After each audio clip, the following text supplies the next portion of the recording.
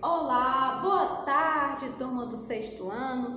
Como estão vocês? Vocês estão bem, não é? Hoje é quinta-feira, dia 13 de agosto e vamos para a nossa aula de inglês. Hoje nós veremos texto. Como vocês já sabem, a gente vê sempre ortografia e depois a gente vê texto relacionando com a ortografia que a gente está estudando na semana, não é? E durante a semana anterior e nessa semana também. Portanto, hoje é dia de texto. Nós não vamos ler o texto inteiro, porque o texto é um pouco grande, não é? Assim, com relação aos outros textos que esse livro traz, esse é até grandinho, porque os outros são minúsculos, não é? Enfim, vamos primeiro aprender a falar, né, a pronunciar o título do texto. At the museum. At the museum. Então, essa palavra ela é realmente estranha, né? Eu tinha um professor que dizia, não falem a palavra museu em inglês perto de uma pessoa que mija na cama ainda. Museum, porque parece com outra palavra, não é? Enfim, então é justamente essa pronúncia, at the museum, e significa no museu.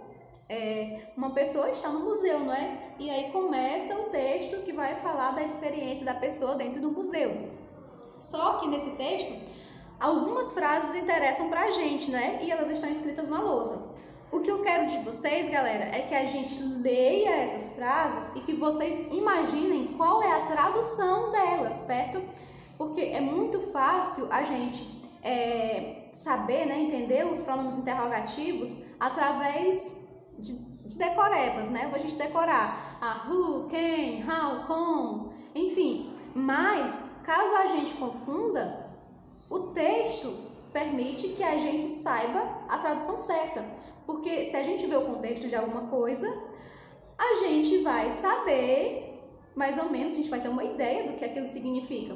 Então, preste atenção no contexto, preste atenção no contexto. Às vezes, a gente traduz uma coisa errada simplesmente porque a gente não prestou atenção no que tinha escrito antes, né? No que tinha escrito antes da frase. Perfeito?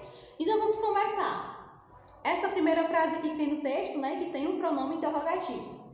Who is this artist? Who is this? Who is this artist? Então, o que faz mais sentido aqui? Esse who, algumas pessoas já podem saber, né, o que significa who, e para quem não sabe o que significa who, o que faz sentido? A gente sabe, ó, is this artist? Esse artista, não é? Então, quando não dá certo, né? Quando é esse artista, faz sentido isso? Não. Quanto não faz sentido. O que faz sentido aqui é quem, não é? Por isso que who é quem? Quem é esse artista, certo? Então, não confundam, olhem o contexto também, caso vocês não tenham memorizado os pronomes interrogativos. Who, quem? Who is this artist? Quem é este artista? Perfeito? Esse é o pronome interrogativo da frase. Agora vamos para o seguinte. What style is this? What style is this? Então, o que faz sentido que esse what seja? Algumas pessoas já sabem, né, o que significa what? E se uma pessoa não souber o que significa what? Style is this. Não combina com quando, não combina com quanto, com quem, não combina. É o que, né? Ou, na verdade, só que, né? Que estilo é esse? Que estilo é esse? Perfeito? Vamos para a próxima. Where was she from? Where was she from? O que significa isso? A gente sabe, ó. Quando a gente pergunta she from, he from, you from, a gente está perguntando de onde a pessoa é, não é? Então já fica na cara que o where é onde, de onde ela era no passado, certo? Como eles estão no museu, com certeza eles estão falando de pessoas, de artistas que já não estão mais entre nós, não é? Então, de onde ela era. Was é o passado do verbo to be. Então, where, onde, de onde ele era. Certo? E vamos para a última frase que tem pronome interrogativo nesse texto, que é How many paintings did she make? Quantas pinturas ela fez? certo? How many, quantos? E por que aqui a gente colocou, né? Por que no texto tem how many e não how much? Por quê? A gente viu a diferença entre esses dois pronomes interrogativos na aula passada, não é? How many é para contáveis, eu posso contar. E how much é para incontáveis.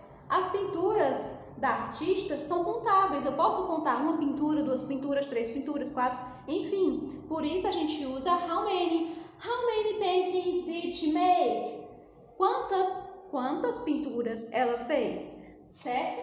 Então, how many, essas duas palavrinhas são um pronome interrogativo, não são how, certo? Nesse caso, essas duas palavras, elas constroem um pronome interrogativo quantos. Ok? Perfeito. Percebam também que todas as frases, estão com pontos de interrogação. Mas no inglês a gente tem uma vantagem, galera. Mesmo que a gente não coloque o ponto de interrogação, a gente sabe que é uma pergunta, porque a estrutura das perguntas no inglês, elas mudam com relação à frase afirmativa, perfeito? Por isso, a gente pode esquecer de colocar o ponto de interrogação, que a gente vai continuar entendendo como uma pergunta, mas isso não significa que seja correto a gente não colocar o ponto, certo? O ideal é que a gente coloque o ponto de interrogação, perfeito? Então, galera, hoje nós vamos fazer os exercícios do texto. Eu espero que vocês tenham gostado dessa aula e desse conteúdo. E eu vejo vocês na próxima aula. See you next class. Take care. Bye bye.